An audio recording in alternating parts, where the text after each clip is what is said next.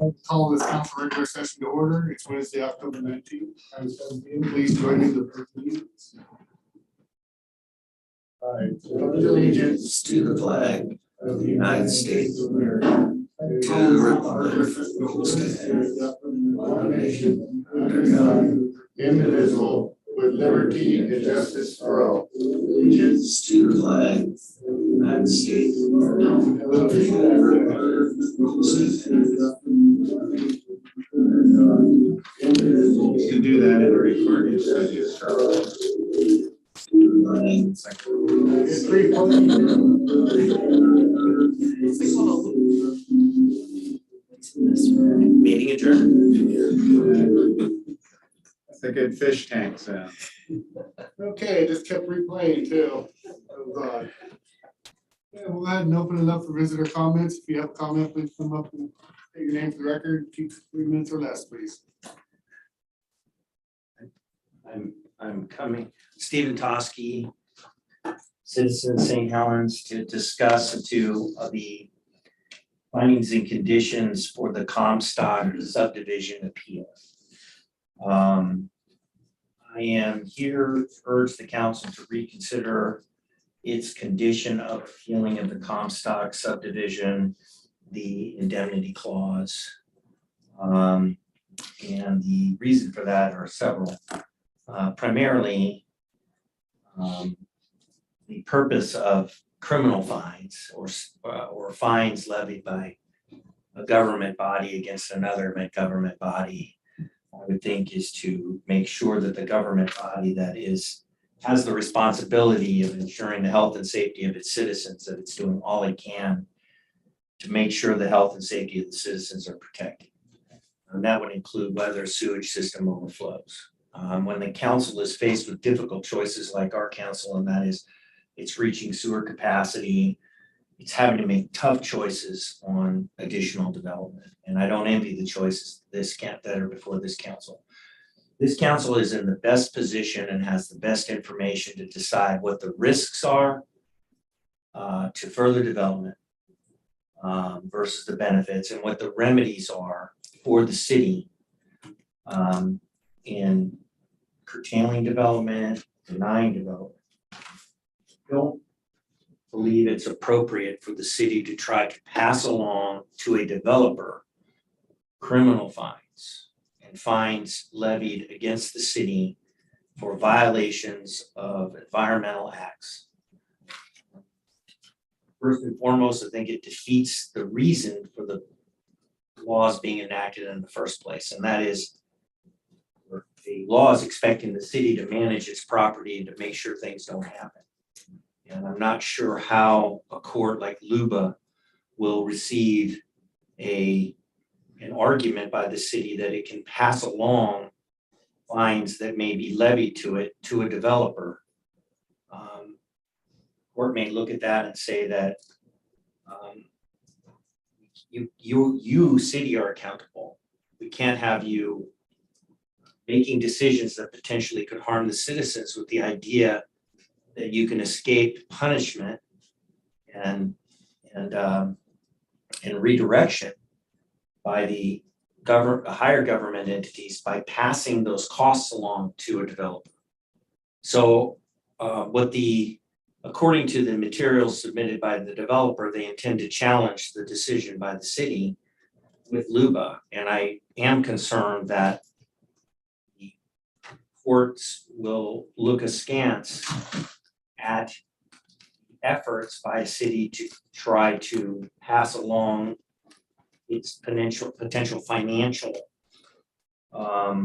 fines to the developer, and whether that would be legal.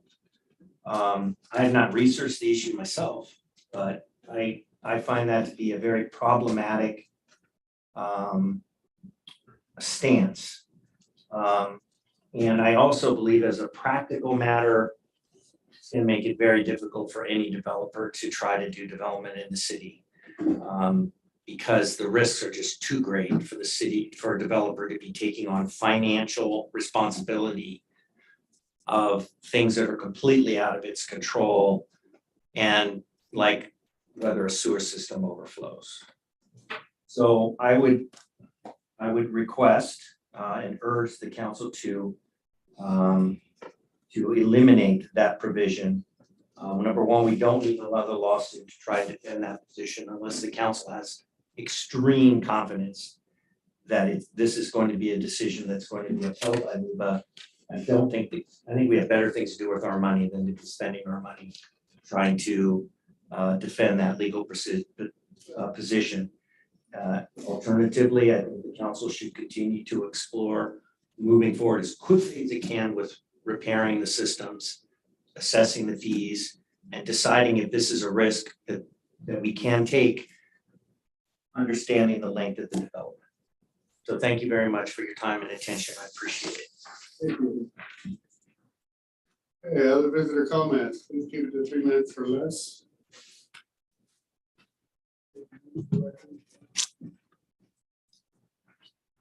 Brady Preheim. So I listened with a little bit of interest and concern to broadband survey. And while I think that broadband survey is true that we are greatly underserved by broadband in this community, it makes me very nervous to think the city would be engaging in a public broadband service through the city. I think there are very few things that a city can do better than private industry. And I think the solution is really to try and partner with a private industry to get them to step up to the plate rather than the city embarking in a municipal broadband. And I know that you did make a decision about it, and I don't know if you're going to or when, but it makes me very nervous to see that a city would be doing that, because I think there are very few things that the city can do better than private industry. And I don't think that's one of them. And most people, well, like he said, 50% of the people are being served by Comcast in the survey. I was one of those. I did take the survey. And Comcast is great if you can get it. The problem is Comcast doesn't serve everybody. And I think it's better in the city limits, which is where you would be, where we really need broadband. Where we're really lacking is you get 2 miles off Highway 30, which is outside the city limits. And those are the areas that are desperately seeking. And in many cases, CenturyLink is at capacity. You can't even get DSL. And so I know people that are literally driving to coffee shops. You know, it's not as bad now, but during the pandemic, that are literally driving to coffee shops and so forth, that to get internet, any kind of internet at their house, they can't get anything. And those are areas, I think, outside the city. So if you were going to do something, I don't think it can be led by the city. You have to go bigger. It has to be a countywide initiative. And I think you need to partner with some private company. Not attempt to do this for just the city. My 2 cents on it, and I don't know when you're going to take action or if you're going to, but I would be very cautious. Any other visitor comments?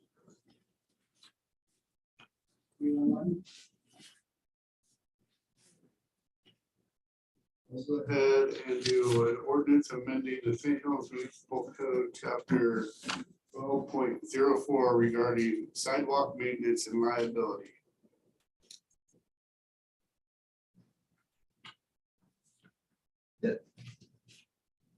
Since it's First first reading, reading, we we don't need need to. Oh, that's right. I know, that's why I was Make a like, motion, you're, right? hey, Yeah. we're just getting. All into right, this, so let's don't- have, we have increase in planning fees, and I'm gonna go ahead and open it up for public comment. Somebody like to make a comment, please keep it to 3 minutes or less. Fees are very minimal, and 3 of them were way outdated, so they got a little bit further. It's an increase to capture what's going on in the market, so. All right, I'm not seeing any. Resolution 1967, the resolution of the city council to set planning department fees. Move to adopt resolution number 1967 as read. Second. Okay, a motion's been made and seconded to approve resolution 1967. Council President Morton. Aye. Councilor Topaz. Aye. Councilor Chilton. Aye. Councilor Berkeley. Aye. No, and I as well. Resolution 1968, a resolution of the Common Council of the City of St. Helens, Oregon, adopting an agreement with unrepresented employees of the City of St. Helens. I move we adopt resolution number 1968 as read. Second. Motion's been made and seconded. to approve Resolution 1968. Council President Moore, Aye. Councilor Topaz, Aye. Councilor Chilton, Aye. Councilor Berkeley. And I'm an aye as well. Resolution 1969, a resolution of the Common Council of the City of St. Helens adopting a collective bargaining agreement with Ashby Local 1789. Please, so roughly, we don't need to read that. We have got the contract in front of you. This was discussed earlier. Fresh off the printer, huh? 6:30. It's been vetted by our legal very well. We had that discussion with legal. I move we adopt resolution 1969. Second. Okay, motion's been made and seconded to approve resolution 1969. After that's their discussion, we have comments. Yeah, make a comment, go ahead. I just really happy that we have reached this agreement. I think that John and then working with union leadership, working on a agreement that seems to benefit us all. And I want to once again applaud the members of the union who did come and speak to us last month about the process. And just really glad that seems that we have a good agreement and looking forward to continuing a great relationship with all of our represented employees. I hope we don't have to struggle so long the next time it comes around. What's that? Call for the question. Yeah, yeah. No, you just, oh. Council President Martin. Aye. Council Topaz. Aye. Councilor Shelton. Councilor Berkeley. And I'm as well. Okay, resolution 1970, a resolution adopting and affirming rules of conduct for city facilities. Move we adopt resolution. Resolution 1970. Second. Okay, motion's been made and seconded to approve resolution 1970. Any comments? Yes, again, yeah, just in keeping in in mind that this is a document, living document. We look at these things. I'm glad that we have it in place that we can provide greater protections, I think, for our city employees, but it's a document that we'll continue to evaluate and see if we need to make different changes, things like that, but I think it's a great start.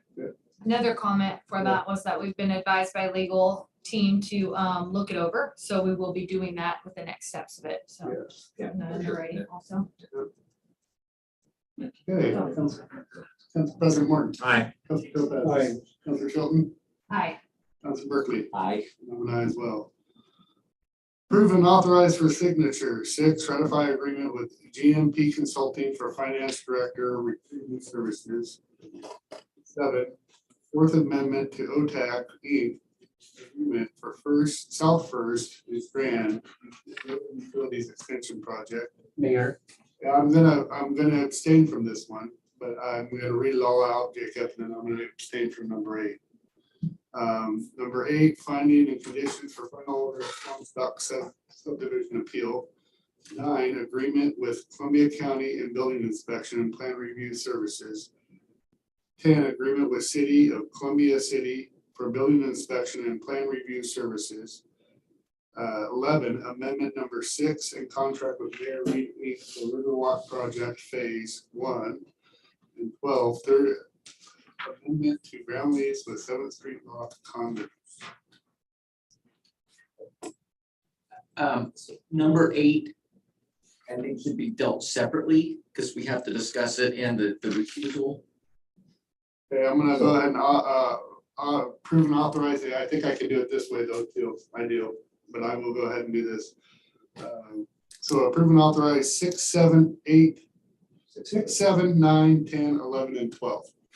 So I move that we approve Or authorize for signature items 6, 7, 9, 10, 11. Second.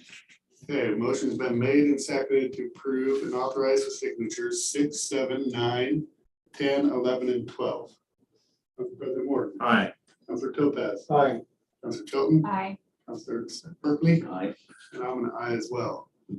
Now, I will just let you go ahead and read number 8, Doug, and I'm going to abstain from this reading, so you can call. Item number 8 on the agenda is the findings and conditions, final order for the Comstock subdivision appeal. I know you want to discuss it, but I think we have to motion second and then we can Then we discuss. can discuss. Is that right? Yep. Okay. Yeah. So I make a motion? motion, yeah, I will make a motion that we approve the findings and conditions for the Comstock subdivision appeal. Do I hear a second? I will second with the understanding we're going to have discussion. I can't hear you. I will second with the understanding we'll have discussion and opportunity Of for course. amendments, yes. Of course.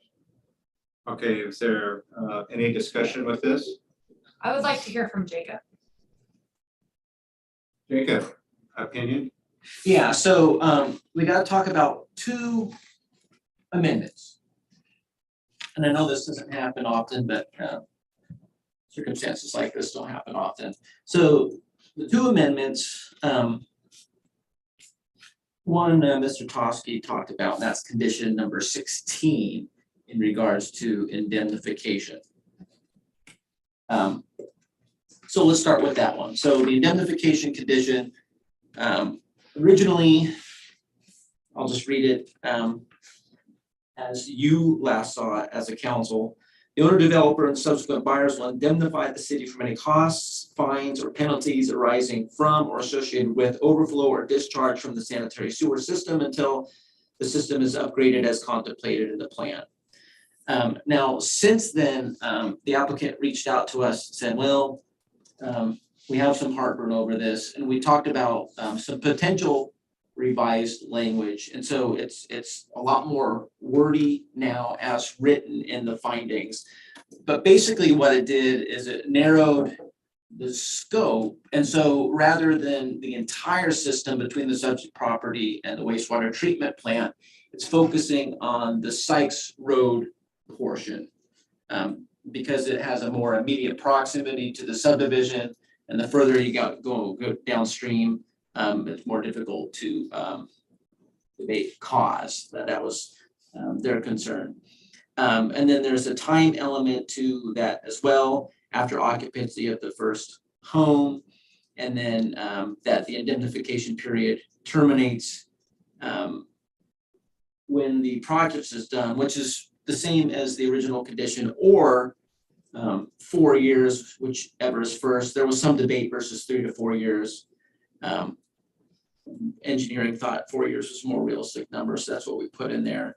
And then there's also except if the surcharge is caused by act or omission of the city. So it's a little bit more wordy. However, as noted in the memo, the applicant came back and said, you know what, they basically said, we will appeal this if there's any indemnity condition whatsoever. And our legal counsel is here too. So that's the question is, you know, do you keep it or not? And it comes, you know, it just comes down to risk. You know, do you eat it if it happens or not? Now, the other change is a little more simple and probably not as controversial. This is on page 12. And there's some findings that talk about when the pipes are at capacity, and it's the last sentence on page 12 where it talks about this is much greater than the industry standard at 85% at capacity, in quotation, flows. So the addition is just simply 2 words. This is much greater than the industry and city. Those are the words, standards, 85%, because the plan references that as a city standard. Don't expect that to be controversial. And then, Ed Tromke, our legal counsel, is here. He can explain the basis behind those two words and maybe answer some any indemnification questions you may have.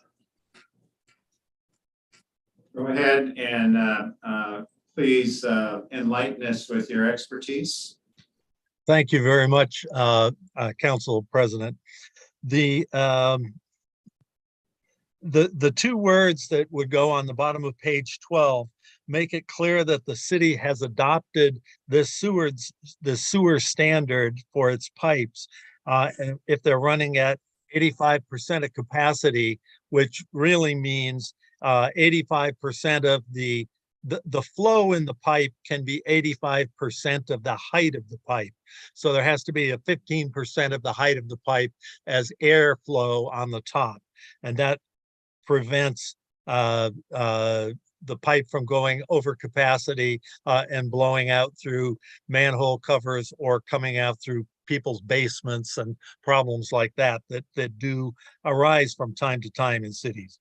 And what we want to do is make it clear here that is this 0.85 ratio or 85% of capacity is a clear and objective standard that the city has adopted. So the number itself is clear and objective, but I want to talk you through how the city adopted that as a standard because that seems to be one of the questions that the applicant has. And in terms of the indemnification provision, that indemnification is predicated on this finding. It requires it. So if you were to look at your resolution number 1940 adopted on November 17 last year, 2021, the city resolved that the St. Helens wastewater collection system master plan attached as an exhibit is adopted and shall be used as a guide for development and implementation of a complete wastewater collection system. So the city council adopted its provisions as what is supposed to govern the development and implementation of the sewer system. The page 1-8 of that document, the wastewater master plan, says in it, and I'll read you the two sentences. The pipe capacity was assessed by evaluating the ratio of the depth of the maximum flow to the diameter of the pipe, with the pipes considered undersized if they exceed a ratio of 0.85 or 0.85. This planning criteria was established in meetings with the city staff. So that you call it a planning criteria in your document that you adopted, which means that it is applicable to subdivisions and other applications that come before the planning and public works folks. So in that regard, it is something that is clear, objective, and has to be satisfied.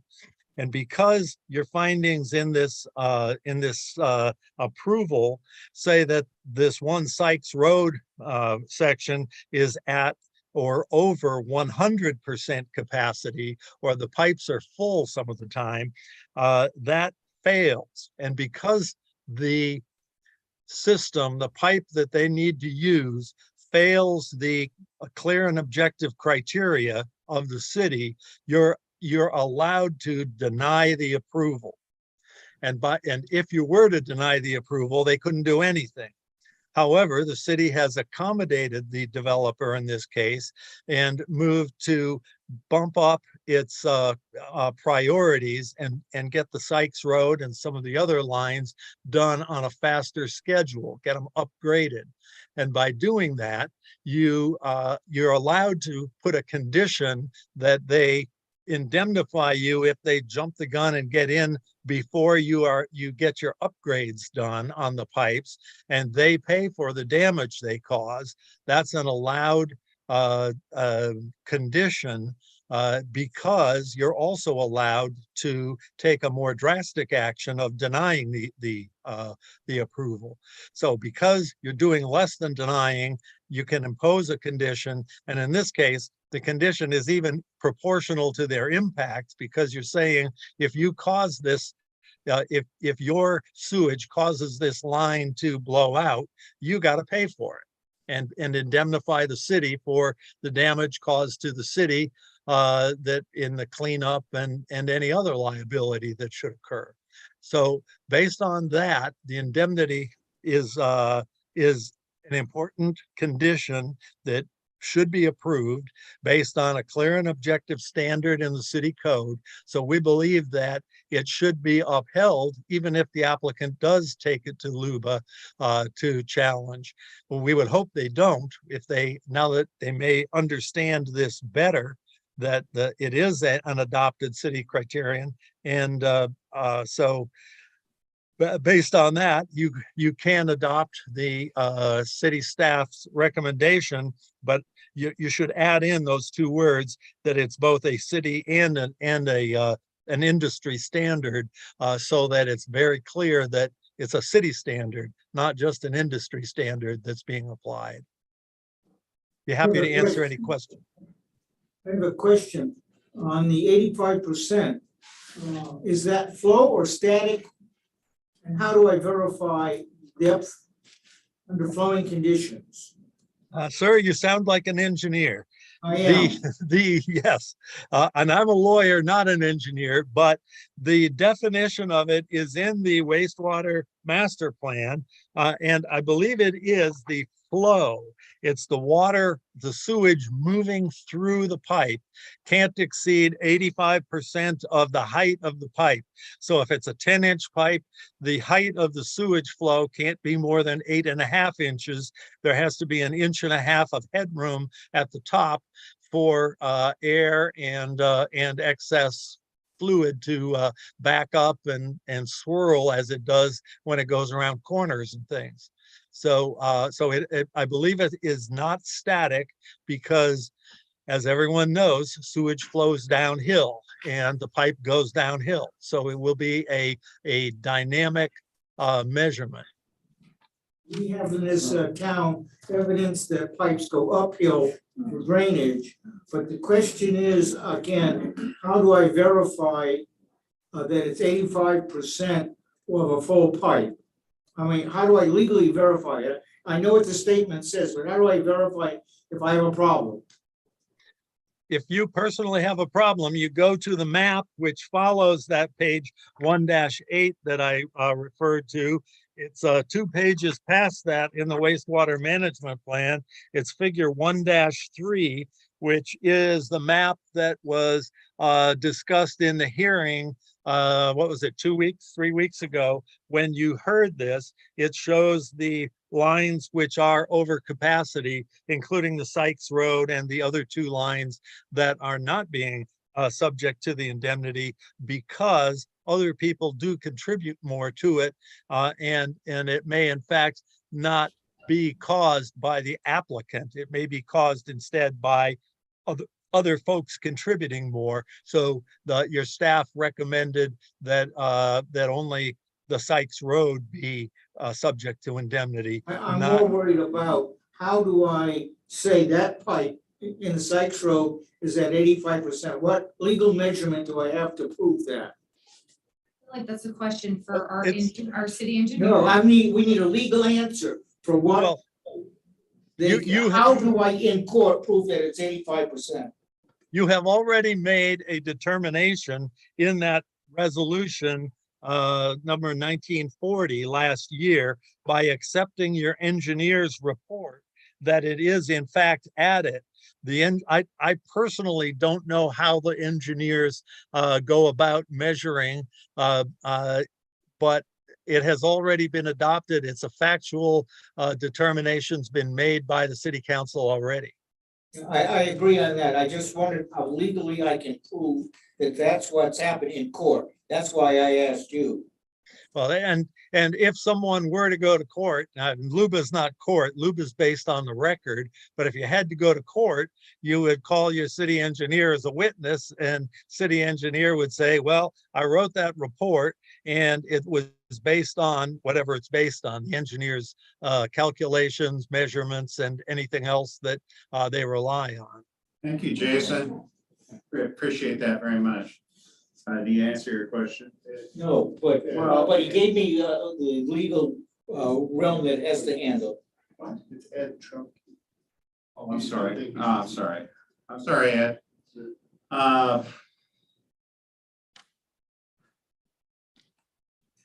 So that's, Any other comments? I have a comment that I could infuse now. Yeah, go ahead. I was just gonna reel it back in and kind of. Well, I certainly think this is a lot about timing, and the timing of the city getting the upgrade. Opposed on the other side is the developers developing the entire facility. And I mean, the entire, if there's 20% finished, then that will not be at full capacity, not even near it. So it depends on timing of when that is finished to 100%, that development, what the flow is going to be.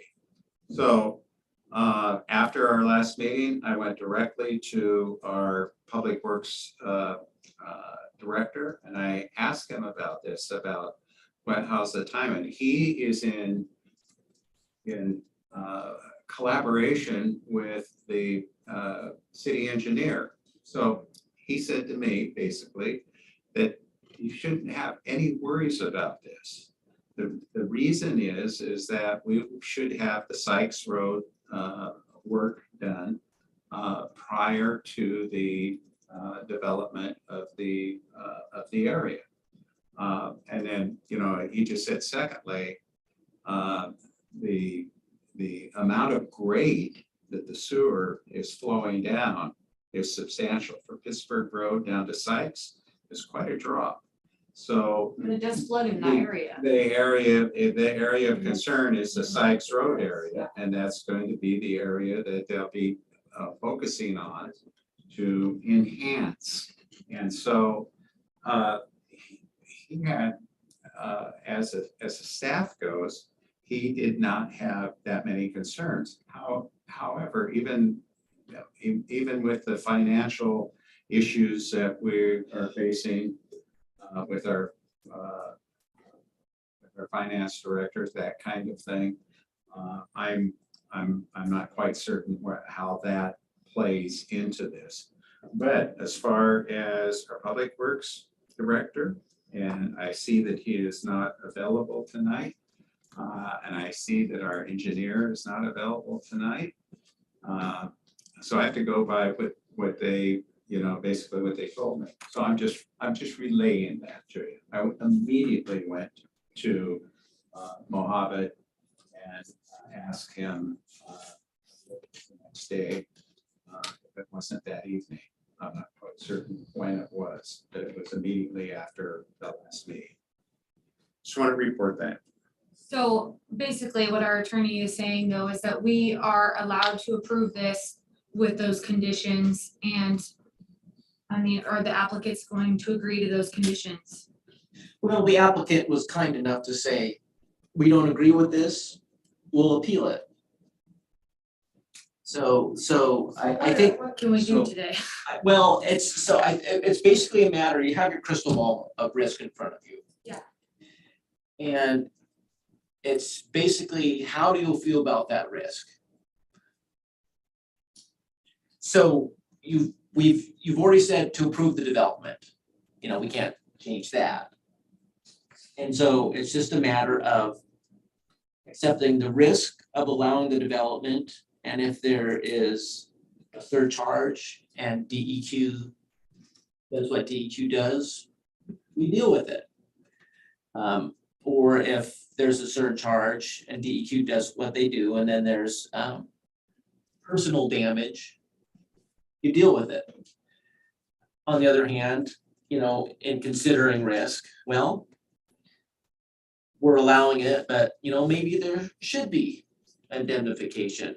So the applicant who's adding some degree to that potentially has some liability, but that could result and very well could result in an appeal. That's what they're saying. And then it's, well, what is the Land Use Board of Appeals gonna do about that? And, you know, the time and expense of addressing that versus allowing it without the indemnification and what may happen.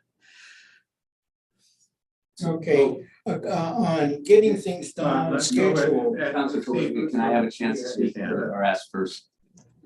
Thank you. Okay. So I'm looking at the email, some of the email exchange. And the last email exchange I see here is that the applicants had made an offer to release the city from liability for surcharges in the Comstock subdivision until the upgrades were made. But the understanding is that Mr. Tromke stated that was a non-starter for the city. So I'd like to understand that. I think when we were talking about indemnity, and third grade teacher that I am, some of these higher level concepts sometimes go over my head, but as I was looking at indemnity, my primary concern was that the applicants would not be able to hold the city liable for surcharges or any damage that was done in development. I think I didn't have the complete understanding. This was brought out more at the recent planning commission meeting, you know, that this we're talking about holding them responsible for indemnification for the entire system. So that I guess I'd like to understand more why the offer to provide liability for surcharges in the Comstock subdivision would be considered a non-starter. If I may answer in a legal, not an engineering sense, is that the Comstock subdivision is at the top of the hill. And if there is a discharge from the pipe, it is likely to be down the hill some ways where the pipe gets full and backs up. It's not as likely to be at the top as somewhere down below.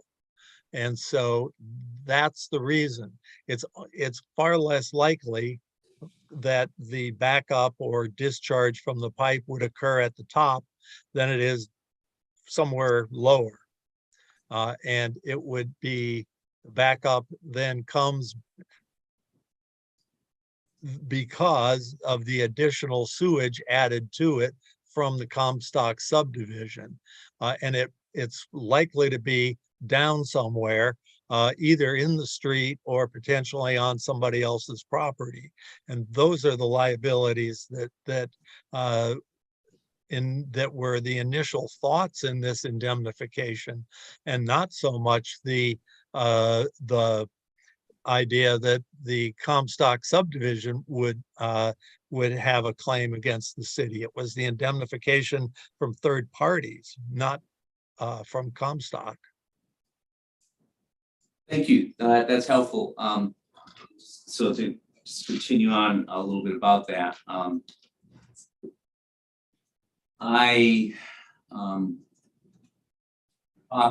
about like where does the buck stop? I think the buck stops with the council for the decision we make. That we are responsible for deciding whether or not to approve things, and that if we are willing to move ahead with this, that I'm not so sure it is fair, whatever, to hold developers responsible to have responsibility for the entire system. Because I think in a way, yes, while they may be at the top of the flow, there are other points of entry in the into the system, I believe. And that right now, if we're already running over 100%, I don't know that this development in itself is going to make that much of a difference. So I'm inclined to be thinking about not requiring the indemnification, and one reason is because of the potential impact on future development, and if we are in the same position for other applicants for developing subdivisions or whatever, are we going to continue to ask the same thing in terms of indemnification? And can that have a negative impact on development? So I frankly think, I agree, Councilor Morton, I'd also talked with both our engineer, Public Works Department, and confident that that since we did move this project to a priority, and that the document that we did adopt in November is a planning guide that can be, we can apply, take that into account and apply, that by the time we do have full development, that the improvements will be in place. And I guess I'm willing to take that risk and not require the indemnification. I need some clarification. Who stepped forward to initiate the indemnification? Who was that? That originally came from our legal counsel.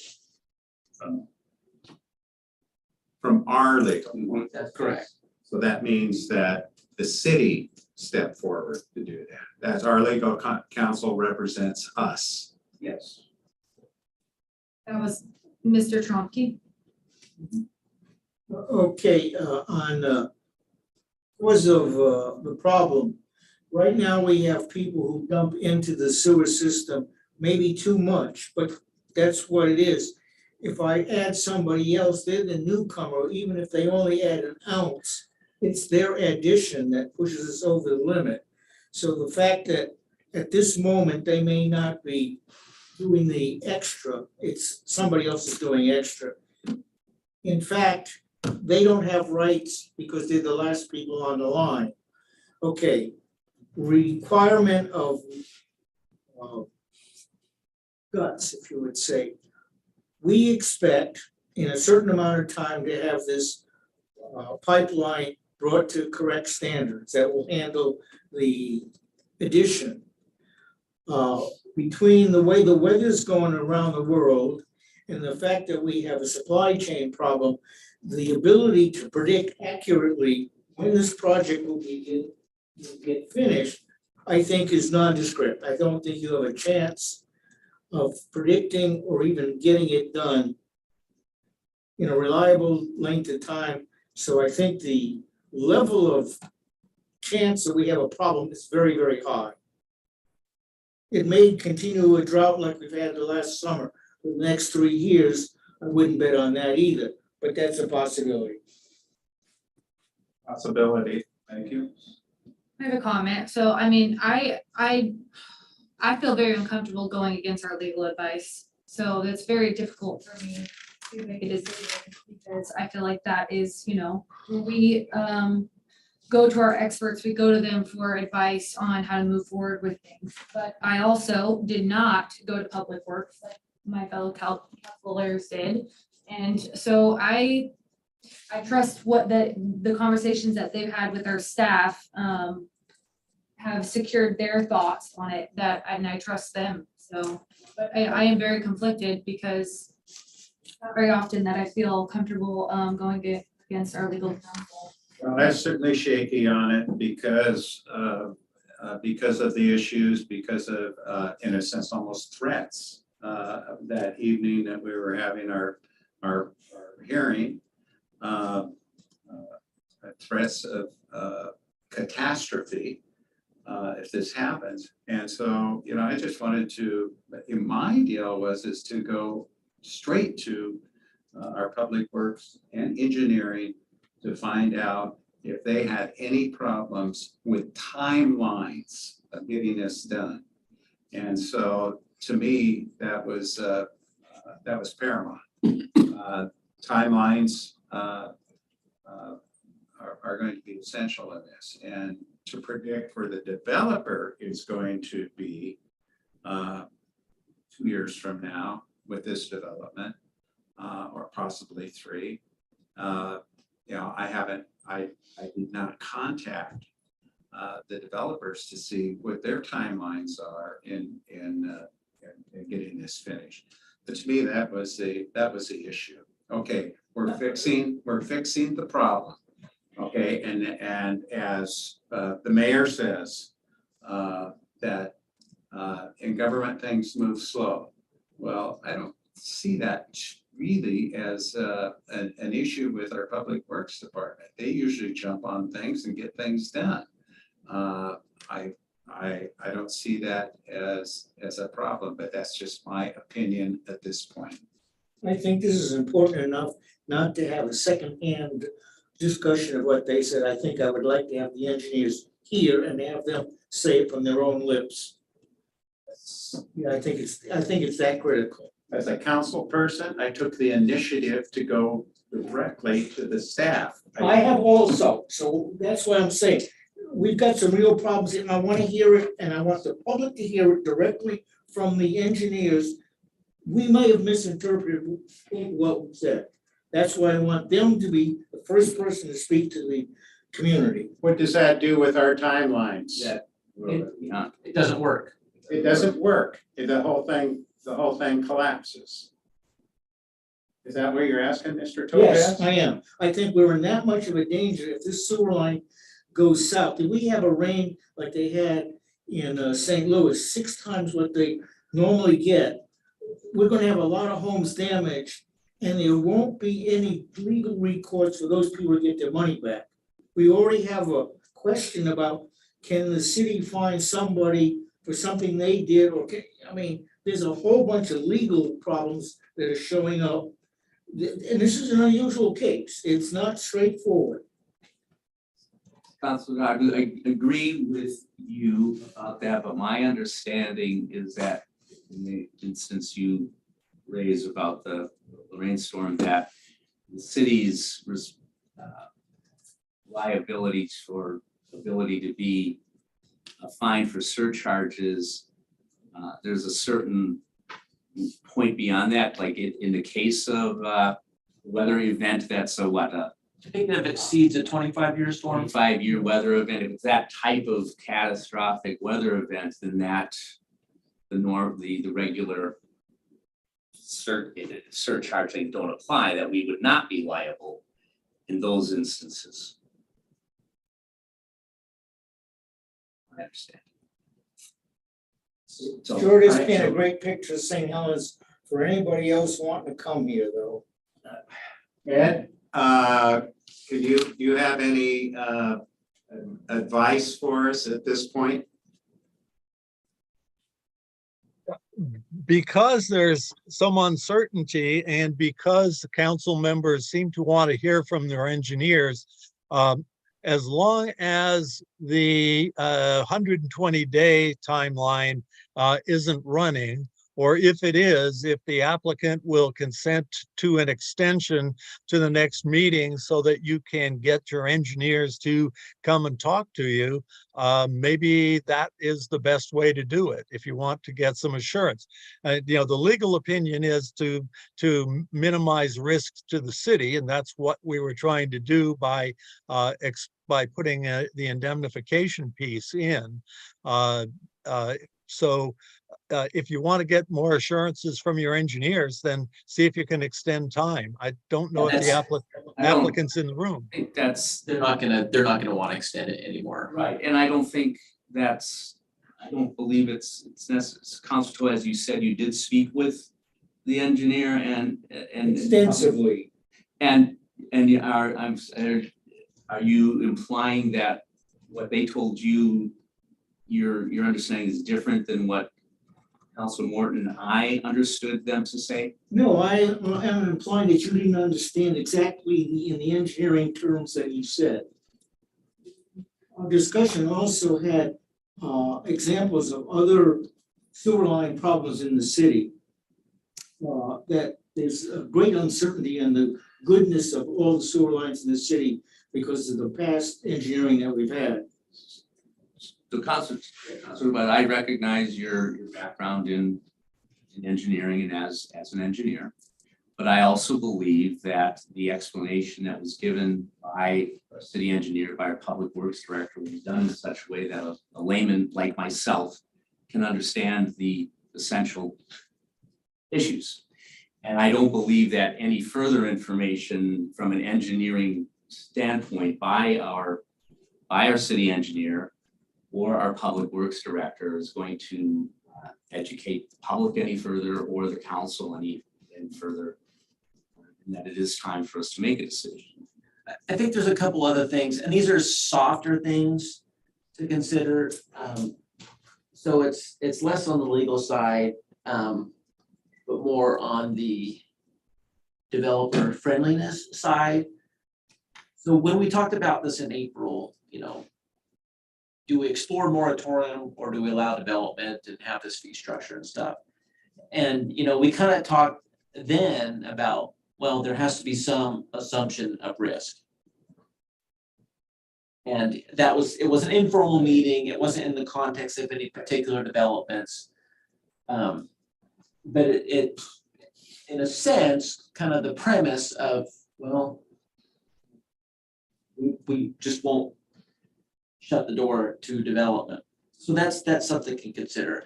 Another thing to consider is that notwithstanding this issue, this development, would have still had the neighbor opposition, but it probably would have been less painful for everybody.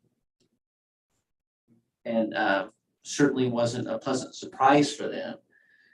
And I'm not saying you have to take that into consideration, but I think it would be something to at least consider. If, disregard it, that's fine. Well, your last point, I'm not quite sure. Yeah, I don't know if I want a motion to get into this. No, and I wouldn't use that as findings. Yeah, But just in understand it. thinking about the overall situation. And having this issue before them, and basically, normally a subdivision is a 8% grade. Right. And then, sewer problem, now it's a 20% grade. So, you're burning more fuel, more wear and tear on the engine. So if what the motion's on the table in a second. I just had a general comment to make about the role of the city attorney. Sorry, I didn't see your hand, I'm sorry. Our jobs, or your jobs as risk managers, my job as risk managers, the city attorney's jobs as risk managers, we throw them issues and they're gonna come back with the most conservative approach, the most well-insulated approach they can possibly come up with. And this project has some nuances, it has some shared issues here about capacity. Opportunities might be over, may fail, there may be some consequences with that, but point is, we're getting an opinion that provides the most insurance, basically, and that way we realize that it's more complicated. It speaks to our development code or development strategy, what we're going to do with the rest of the city when we face these kinds of issues, those sorts of things. So if we want to entertain a motion, how would it? We already have a motion. Well, we have a motion, but can we? But it's a two-part, is it not? With the term city and term city, what's the term, Ed, that we would use? The two words? City and, or either city and industry standard, standard or industry and city standard, either way. That's what I'm getting Oh, at. so do we have to make amendments to put that into the? Well, we need to make an amended motion then. Yes, Yeah, your motion right now is as written. Right. So one amendment would be like Council Morton is, President is saying to insert those two. Yeah, on the last sentence. of And page- can we incorporate the two words into the original motion? yes, a motion is made to amend by inserting those two words into, I think it's the second to last line on page 12. And then that would be voted on, and then the main motion to adopt or not adopt the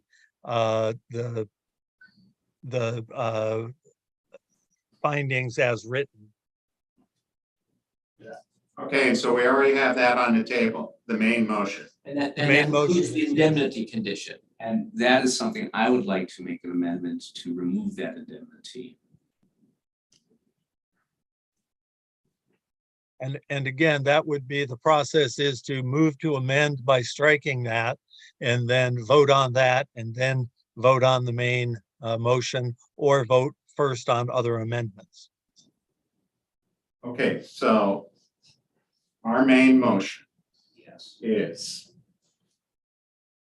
Can somebody repeat that main motion for us to hear one more time? Yeah. Findings and conditions, final order for the Comstock Division appeal. Yeah, it was as written on the agenda. Yep. So that's kind of your default. Can you read that, Jacob, please? Sure. Yeah, findings and condition, final order in parentheses for the Comstock subdivision appeal. And so the motion was to approve the findings and condition for this matter. Okay. There's been a motion on the table as explained by our planning director. All in favor? But we're saying, I think we want to amend, Saying what?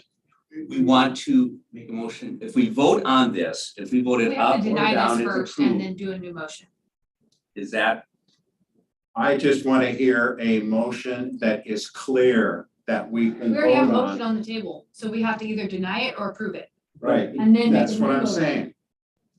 But it's questioned by Patrick. can we not amend motions Yes, without having to vote on the original motion? That's You- my question. right. A motion to amend is made and voted upon before the main motion is voted Okay. upon. Yeah. So I would like, so one amendment, I would make a motion. And they have to be separate amendment motions, or can I put the two of them together? You can do them together. Well, I think we'll separate because I think we're gonna have it, so.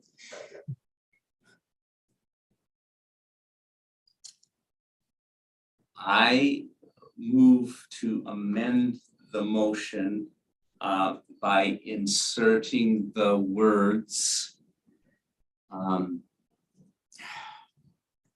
And city And city in the last paragraph or last sentence of the last paragraph on page 12 of the findings. in the last sentence of the last page of the findings on page 12. That way it would read industry and city standard in regards to the 85%. Okay, there's a motion on the table with an amendment. All those in favor? I will roll call. Patrick? Of the Do amendment. we need to re-second it? I don't Oh, think now, do do. we have a second? We have to second the amendment if we were to vote.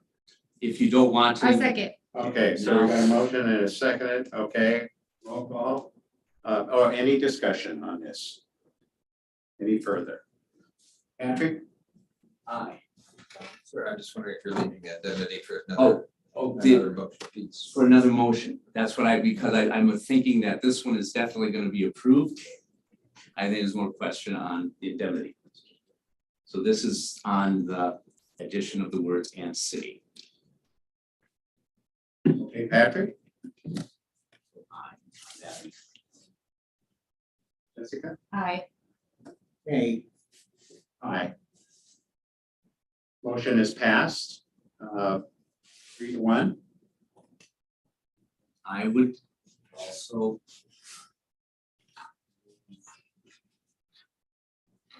acceptance of the motion with the amendment that we eliminate the condition for indemnification by the Do I hear a second? Second. It's been moved and seconded that we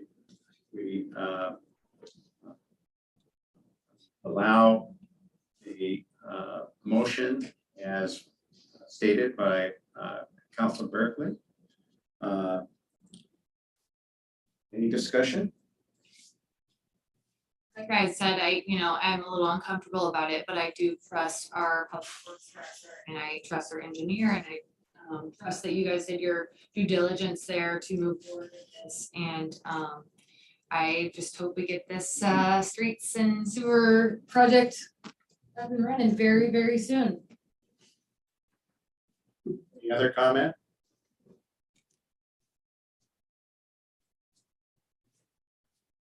Patrick? Your vote? aye. Jessica? Aye. hey, And my vote is aye. So that passed 3-1. And now we can go. And now- to- Now the good mayor can come in and straighten. Well, no, we still have to vote. We just approved the amendments, right? Yeah, you have the main motion. Now we still have to vote on the main motion. Which has already been first and seconded. Yes, and this has discuss. already been first and second. Okay, so we've got that on the table. Is there any discussion? Discussion? Patrick, Aye. Jessica, Aye. Hey, and myself, aye. Passed 3-1. Okay, I'm sorry, 4-1. What am I? 3-1. No, you're right. 3-1. No, I'm fine, I'm set. I'm just set in here. My mind. Okay. Will says, we are aware of our sewer issues, that's why we have done the necessary steps that we needed to make. And get going on the projects. I would love to continue to work with the developer on remedying this issue out there. And look forward to partnership. Wish you all this success. It's a beautiful neighborhood out there, so. Yes. All right, consent agenda for acceptance. Number 13, Parks and Recreation Commission minutes dated September 12th, 2022. 14, Library Board minutes dated September 12th, 2022. 15, Planning Commission minutes dated September 13th, 2022. Move we approve consent agenda items 13 through 15 as read. second, Okay, motion's been made and seconded to approve consent agenda 13, 14, and 15. Council President Morton. Aye. Councilor Topaz. aye, Councilor Chilton. Aye. Councilor Berkeley. Aye. I'm an aye as well. Consent agenda for approval, 16, council work session, executive session, public hearing, and regular session minutes dated September 7th, 2022.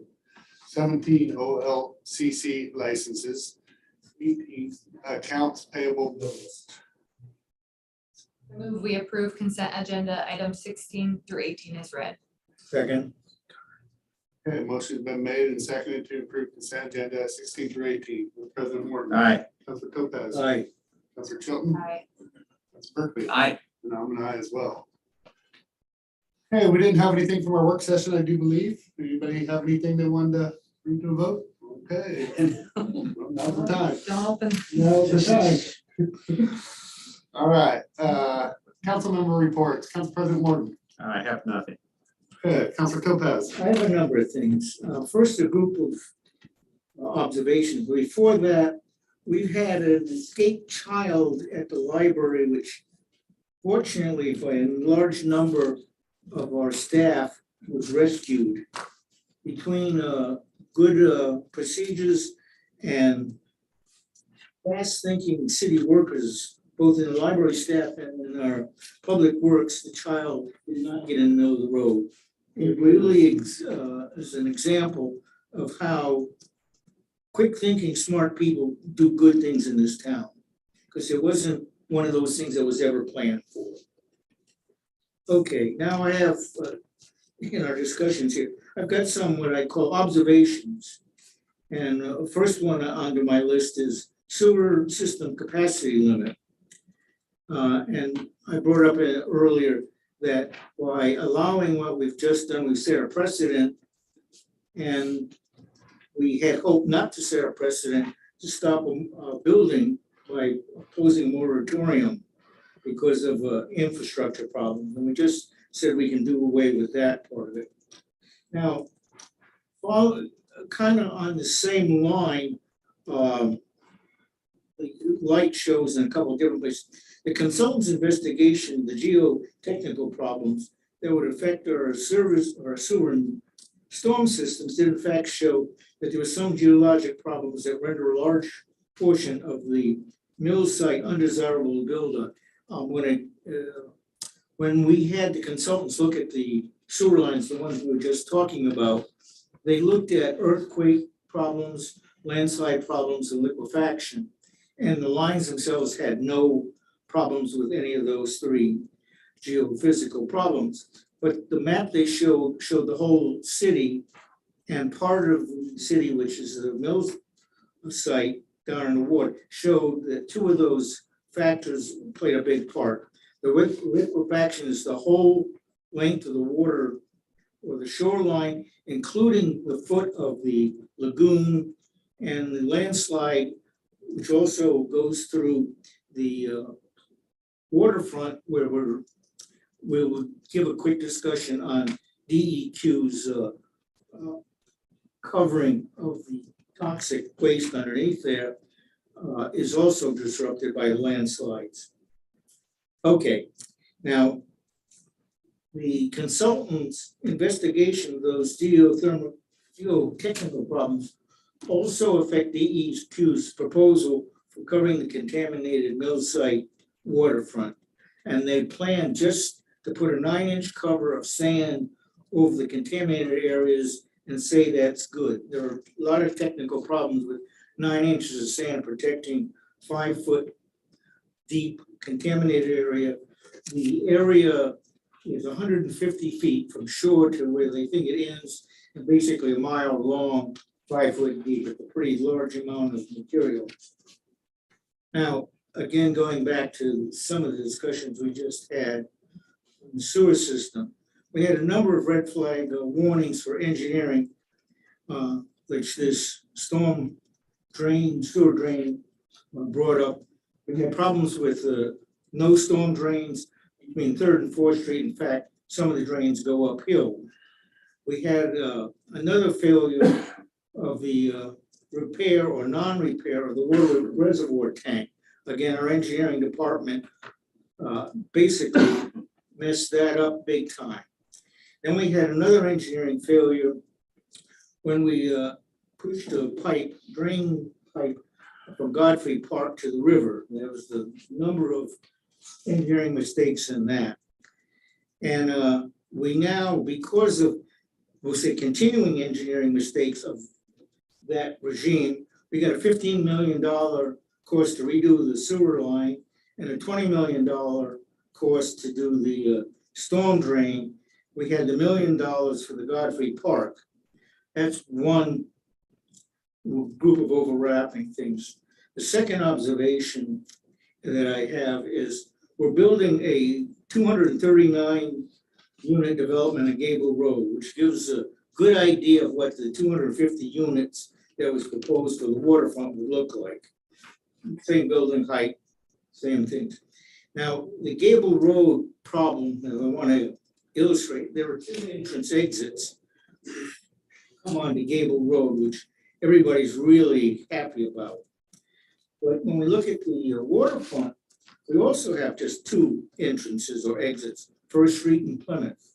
Now, we're gonna redo First Street at St. Helens, we're gonna put a stop sign in.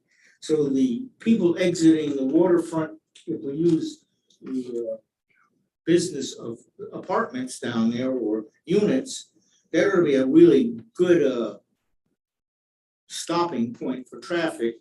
And then the traffic can either go straight forward to Columbia Boulevard, then out to 30, or they can make a make a left on Old Portland Road and meet the second group of people coming out Plymouth. We really have to understand what our traffic problems look like. Now, the next thing coming down to the waterfront, we had a development company, R. Kim, wrote a proposal of what they wanted to put on the veneer site. And it was kind of down because he wanted to own everything. And yet when Topola, the hotel people, wanted to build a hotel, which they mentioned wasn't gonna make money, but they could make money in the 250 living units. Nobody said anything, and that also was a single owner situation. Going back now to the engineering findings, the mill site has got some unstable, contaminated ground. And I'm not talking about the water, I'm just talking about, and we want to build a industrial park there. And I'd like to know, can we, on this industrial site that's contaminated, not only the main part, but the waterfront, and have we done and I've asked this before, a marketing survey? Following again in the mill site, last night we had a Zoom meeting with DEQ, and they were telling us about just covering the contamination. You may have to recover it, but the city had no say in it. This was a discussion between Boise and just them. Somehow we've got to get some horsepower to be part of that discussion. Now, we've also, I've got this thing here from the Oregon Ethics Board, and it describes the meeting that was let's see, the date here was May 20th. And it stipulates that, in fact, did violate the ethics regulations. And they point out in the report exactly what mistakes we made, even though, and this was maybe when engineering firms, US Ecology and GeoSync consultants, related to a proposed cleanup of the city's water lagoons. The beginning of the executive session, Attorney William Warnahan was present, advised the city council members that the executive session was authorized under ORS 192-660 parentheses 2 parentheses H, because the city would be meeting with experts to better understand the liability related to the city's wastewater lagoon and steps the city could take to reduce it. The next paragraph, city council's January 19th executive session was not authorized under ORS 192-660 parentheses 2 parentheses H. The expert's presentation and discussion of liability was related to the wastewater lagoon, and procedures required a cleanup of the wastewater lagoon and therefore mitigated those risks. Were not a consultant by the city council with legal counsel regarding the city's legal rights and duties regarding to current or litigation. And litigation likely to be filed. So the last part was litigation likely to be filed, correct? So those wordings regard to current litigation or litigation likely to be filed. So when they showed up, they said that we have liability issues. These two companies said that we have some liability issues if we do nothing. Well, and you actually reiterated in that meeting, right back to them, that said, so if we do nothing, we'll have some issues, right? that's And I right. said, that's right, right? Yeah. And you said, and they said yes. So their first words out of their mouth was that you likely have litigation coming your way if you do nothing. That's right, but the. Okay. Man, well, I gotta. I want that for the record, that's That's exactly what right, it said. That's right, but what Can the, you make sure that gets I'm gonna give the paper, I'm gonna the give the exact paper. record what we Yeah, just I'm discussed, gonna give the what paper. transpired? But the part is, we've gotta be litigation in the instant near future, not way down the road. And their thing is way down the road we may, but the ethics board litigation has to be imminent, not, it could be now in place or imminent, it can't be in the future. So, Councilor Murphy, did you want to make a comment? Well, I do want, so I just want to make sure Council Topaz, was that what you wanted to say about that? well, as I say, this is what the Oregon Ethics Board is. The Oregon Ethics Board also, I don't think you neglected to mention that some of the findings that we continued with the meeting under the advice of. Yes, it did say that. Legal counsel, yes, but did you mention that? That we sought the advice of our legal counsel? Yes, it did. Let's And see. it was on that basis that Yep. all of us, except for yourself, I believe you entered knowing, thinking that something That's correct. unethical would take Yes, place. that's correct. And we learned at the training that we had last month that breach of ethics can be both by commission and by action and non-action. That if one knowingly participates in one, but thinks that there is a point at which the executive session statutes are not followed, that one should absent themselves from that meeting. Did you absent yourself from No, that meeting? and in fact, as explained to the So, Ethics Board, we definitely pointed out that. right, but I'm saying, okay, but I'm just pointing that out, but it, again, it's trying to make the point that that point. So, I know each of us as individuals were responding to this in different ways. I myself chose to sign a letter, stipulated final order, where recognize my participation in that. And will be receiving a letter of education as a teacher. Okay.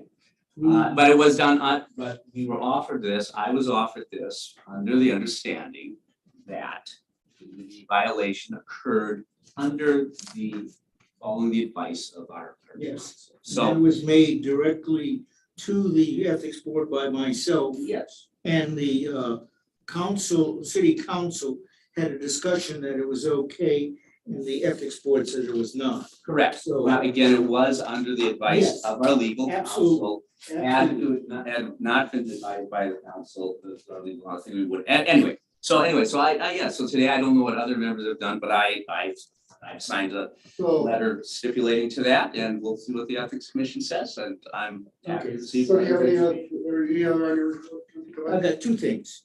One thing I'd like to have is a public meeting describing the use and the methodology of how the cooling lagoon would be used as a waste dump and all the steps required, how things that get done, how things get shifted.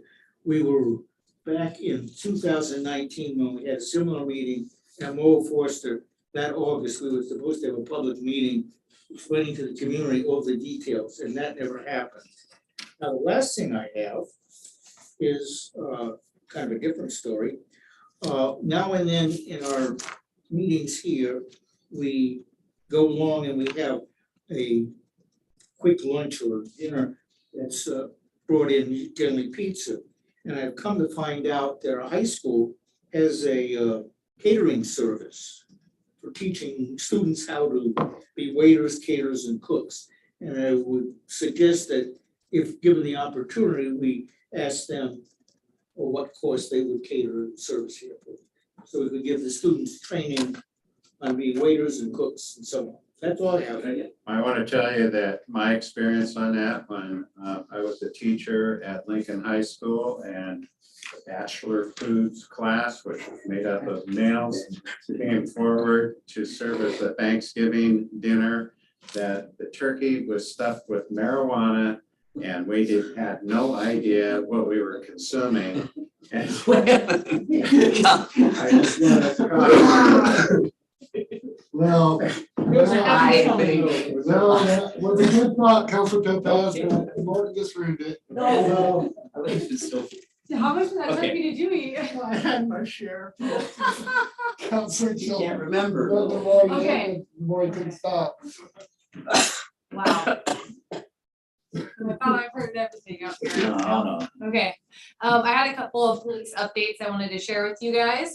So first of all, most of you guys are aware of the fire that we had here in town. I was actually at the League of Oregon Cities during that time. So I woke up at like 5 a.m. to a text from the chief letting me know, hey, this is happening, but here's the rundown. So I appreciate that.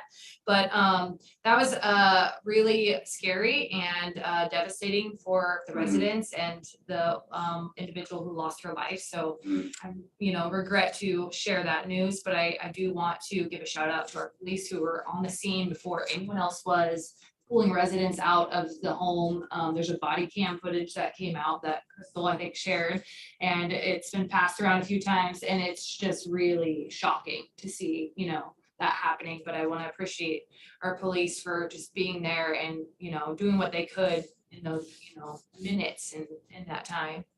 Also, kudos to Ryder, our K9 dog. He just apprehended a suspect, stole some stuff from Walmart. So he's doing his job and serving his purpose. And I'll tell you right now that the kudos that I see for Ryder, I think we should really bring him out in public more often. If people just want to, love on him and appreciate him. So we have a new code enforcement officer, so I'm happy to see him out and about and working on things. So that's awesome news, and get that back up and running is important. And then we're still working on filling 2 new officer positions. We have one who has made it to the very end and is just going to be going to the cadet program when that opportunity is open. Yeah, I believe it's not till March, so still ways out, which is unfortunate, but we are doing everything we can to continue to, fill those positions and utilize, our officers and keep our 24-hour coverage. So all's good on that end. I also went to the League of Oregon Cities conference, and so I wanted to talk about a few things that I learned while I was there. One of the things that I learned actually from the mayor of Warrington, they have a National Guard base there, and they have a really strong relationship with their National Guard that I was not aware of we could do with our National Guard that we have in town. So I already got on the computer with Mohammed and got the ball rolling with trying to strengthen that partnership with National Guard. They do a lot of projects. They've helped build dikes at the beach and do a lot of stuff that they can use for training purposes. And so it's a, you scratch my back, I'll scratch yours. And I think that's a underutilized asset we have in St. Helens just by having an armory here. So I'm excited about seeing what we can do with that and how that could help. I also got to network a lot with other cities, learning about some of the things that they're dealing with, that we a lot of times just kind of deal with amongst ourselves, but getting to see how other city councils handle the same issues and how they function was really insightful and helpful. And I plan on, really utilizing, calling them up when I have questions and asking them questions about, what they're doing in their cities, and making sure we're really thinking, asking all the questions and thinking from every perspective. It's helpful. See, something I have up and coming, I am going to be meeting with Community Action Team to kind of discuss transitional housing. They currently have a program right now. I don't know how many beds it is, but it's their individual apartments, and it's a full program. So they require the participants to be involved in, employment services, mental health services, probation, courts. Everybody's, working together to get this individual back on their feet. And it's usually a short-term 6 to a year long program. And some of them don't pay rent at all, depending on their, their income needs. So That's something that I think that we should look at when we're having to look at housing options and, you know, how we're going to meet the needs of homeless population and, that's something that's knocking on our door. So I would like to see, more of what that could look like in Columbia County. And hopefully after, I get a chance to discuss that with them, maybe get them to come here and talk to us a little bit more about it as we're all starting to tinker with and think of the ideas of, how we're going to utilize the funds from the feds to, distribute them in our city, but also keep our city safe and not harmed by this as possible. So, yeah, okay, that's all I have. Thank you. Council Berkeley. Thank you. I like that mention of the National Guard, and they're an engineering unit here too. So I mean, yeah, Oh, talk I didn't know about, that. yeah, it's an engineer battalion. They changed a few years ago from I think an infantry to Nice. an engineering, and Did you see that year too? yeah, and the wife of I forget the command structure, the sergeant there is an employee at Columbia City Schools, so we can Well, try to Mohammed, capitalize on that already, too. he's on it. You I'll know let him. Mohammed know. And I know. talk about Well, I'm that. excited about that. That's awesome. Thank you. So, hey, I had, let's see, enjoyed walking in the parade. The big parade, I dressed up and walked the route from Highway 30 down here, just ahead of the sheriff's escort.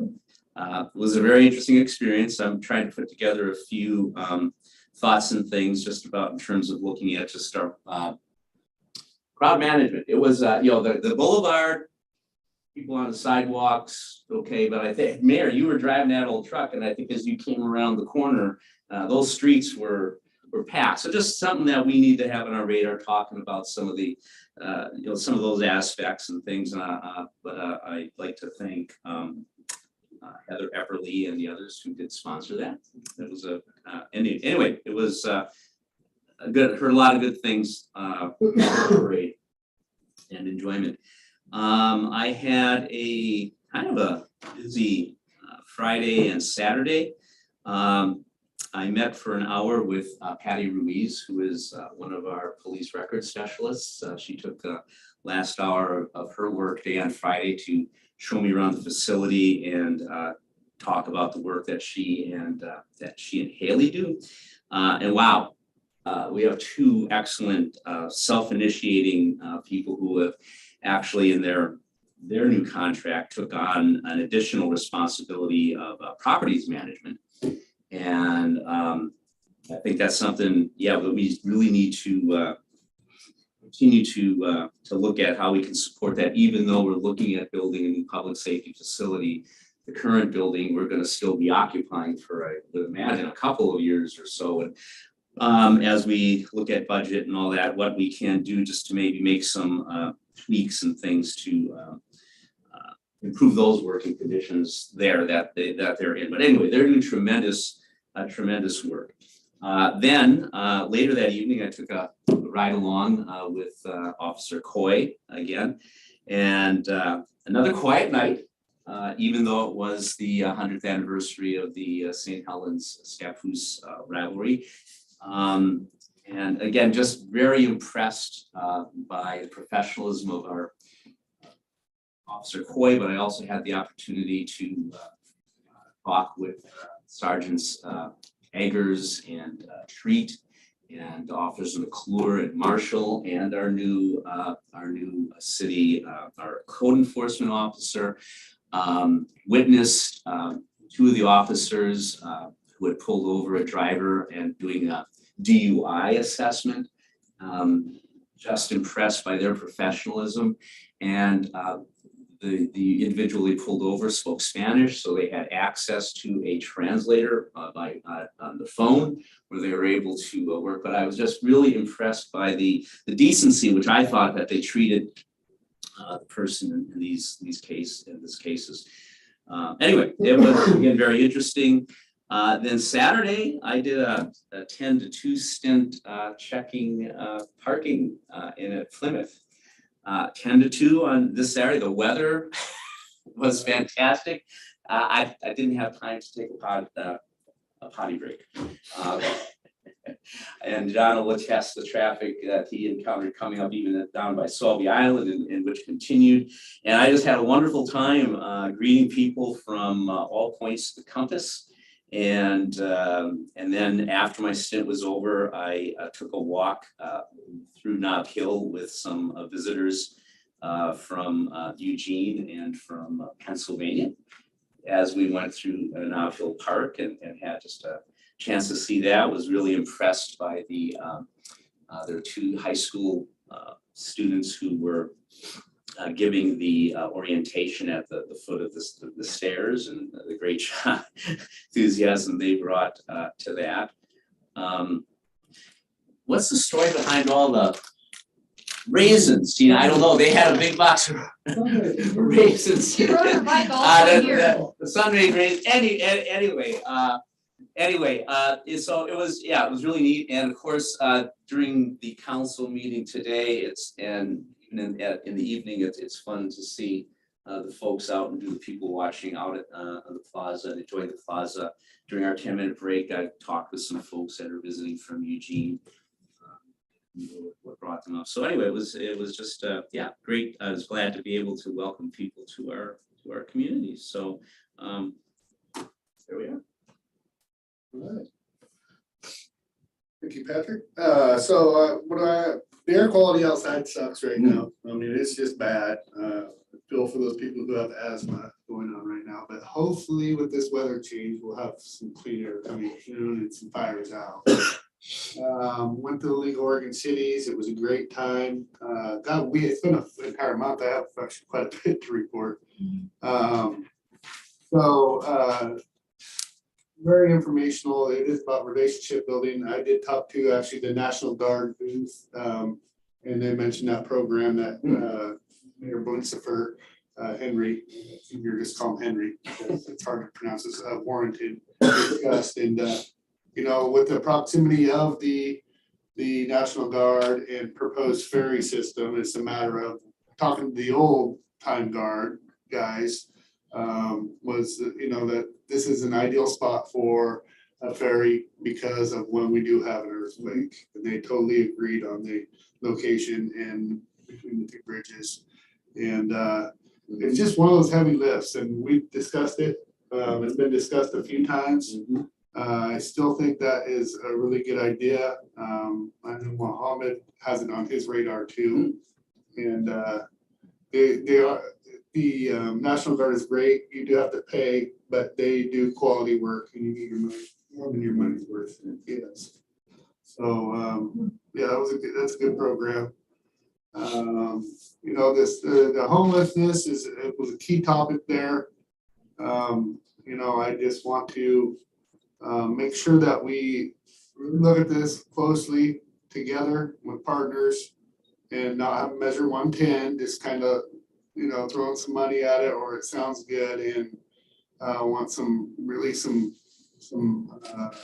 backing behind what's going on.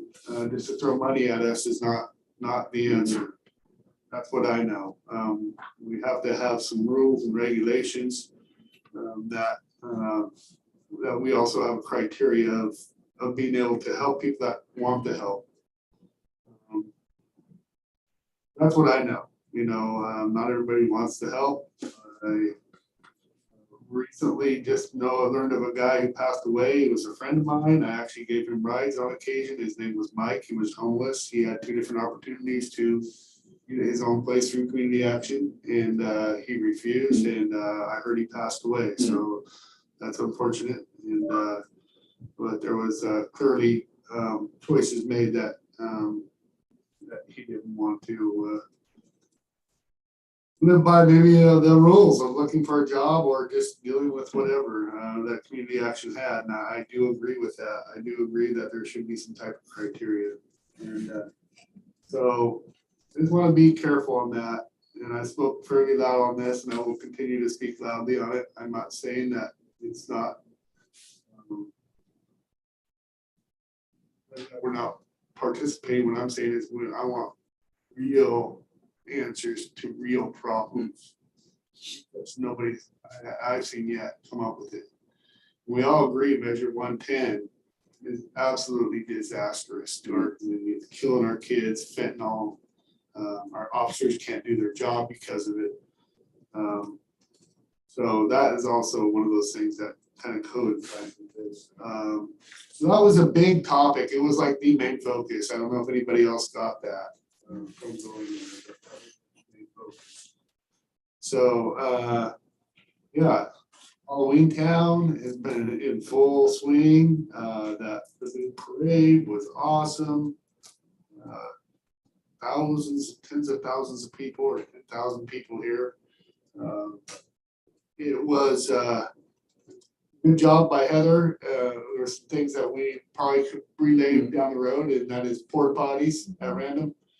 And yeah, along the route, and maybe just a few more CERT officers down here. They did actually keep people out of the way, so thank God they walked along the rigs and kept people back. So, but I think we could maybe have a little bit more next year. So, in fact, if she wanted something to sponsor, I don't know, I think she's nonprofit, but that'd be something she brings to council and see about some funding for some porta potty. Can't be that much, you get a couple every 5 blocks. But that was a huge concern of a lot of people, and rightfully so. Yeah. But overall, it's been very successful. It is amazing how many people it does draw from outside the area. I appreciate Lori's comment and her beliefs. I also see that a lot of smiley faces and that the joy that it brings to our community, and our businesses do thrive from it. So let's see. Got the October 25th, 2 to 4 Head Start open house. Just kind of show you what Head Start's all about for anybody in the public who would like to attend. On the October 24th, we have information meeting for our citizens in the First Street area. Our businesses first at 1 p.m. and then our citizens at 5 p.m. and the groundbreaking of the waterfront redevelopment on November 2nd, which will be our next council day. And we invite people to come participate in that 3 o'clock, celebrate all the success of years and years. I'd like to thank Council President Morton and the predecessors that along with John, who had a vision of this waterfront property and moving forward with it. If the city would not have bought all the properties, we could not have controlled our destiny. That was one of the smartest moves. It seemed kind of crazy. And on the ethics if I was to call up CIS right now and say, hey, I'm thinking about buying a secondary lagoon and not only is it a secondary lagoon, but it's also for pulp. Was it for old pulp mill, and they put their stuff in there since 1970. What do you think? What are they gonna say? Don't do it. Why? Because there's liability. Oh, well, wait a minute. My point to the Ethics Commission on this, if you're saying that it's not likely that we would have any potential risk of having a lawsuit, are you going to step up and say that if we do nothing, because it's not happening right now, that it's not going to, because we have leading experts in the industry show up and tell us it was. And we had 2 attorneys, not 1, but 2 attorneys who said you are in every right, that it is likely, and these are the leading experts, and you should listen to them. And the Ethics Commission, I don't know who they're made up of, and I'm not dumb. I did testify last time, and I'll probably testify again. I'm not liable. I had 2 attorneys told me to go ahead with this. We all did. We all heard it. And we also heard this consultant say that if we did nothing, there would be litigation, more than likely. Oh, yeah. He even reiterated it back to them, and they said, that's what you're saying? And he said, yep. I clearly remember that conversation. And you filed it. That's what's kind of crazy to me, is that you reiterated it back to him, but yet you filed it, knowing that there is potential litigation out there. So I see it more as a political stunt, and I stated that in my last testimony, and I've asked that my last testimony be submitted as evidence in this testimony, just because I feel necessary. I just wish that we could all be team players, and, you know, we're all trying to get a lot of stuff done. We love this community, and I can't particularly say that about, I wish more people would step up like most of this council has done, and I appreciate you guys very, very much. And, moving forward with these projects. It's nice to have calming, less disruptive, and it will be once everything's all said and done. So, yeah, there's just a lot of moving parts going on with this city. Government moves slow. I want to give a shout out to Public Works. I heard you guys' comments earlier about Comstock property. We cannot do a project over $50,000, so it will be put out for bid. Our Public Works would rock that in the ground if they had it. They are understaffed. We've actually lost 4 positions that we know of. We're tracking it back. And we'll probably be bringing that to you. Yeah, that's how many we've lost over the 3-year process is 4. And they're doing more than ever. So, yeah, that's true. And I'll be talking to you about it soon. But, I probably shouldn't even brought that up right now because. But yeah, so we'll be putting those projects out for bid, but we have the funding mechanism, and we're all about doing the work. So we have the oversight. Yes. That's the Yes. most important. The That Public is- Works is the oversight. Yep. We have some good people in our engineering department, that is for sure. I would also like to reiterate, because of Councilor Topaz's opening statements about the engineering department, that there was a lot of false statements in that about the water tank. We actually won the lawsuit. It wasn't us, it was the manufacturer and the designer of the product. And we actually won the lawsuit, enough money to actually go ahead and either just do it right, or maybe even just do a brand new. We haven't decided yet. That's a fact. That's a fact. It was not us. And this over here was not us. It was actually the contractor who took their time going underneath Second Street and got sued, and we actually got our money back out of that at what the cost was gonna be for the storm there. So that's not true either. And I just want to state that I have been sitting here long enough. And this guy's been fighting even before council because he sued the city, tried to sue the city in 2009 over his own basement flooding at the Veely, and I gotta state this because it's the truth. The Veely Amusement, which was owned by Jack Cheney, who Bud Hickey was also part of that. That place used to flood all the time. That's why there were sump pumps in the basement when you bought it. We fixed a sewer that was taking away water. And so it's my turn. And so I know that there was, went to court, the city won, it was appealed, and we won again. And that was in 2000. So he continues to come after our engineers because of his engineering background. And that's the way I feel about it. And I don't feel that's right to put down qualified staff and mislead the public the way you have as a counselor. That's the way I feel, and I will stand up for them, even the ones who have gone, because you have not been very kind to them. So, that being said. And then I got one statement. Hold it. No, let us have a thank you card or a get well card for Kathy. You don't want to do that because you're closing it. Yeah. Last word we heard, Kathy is at least out of surgery Thank and you, council. Keep up the good work.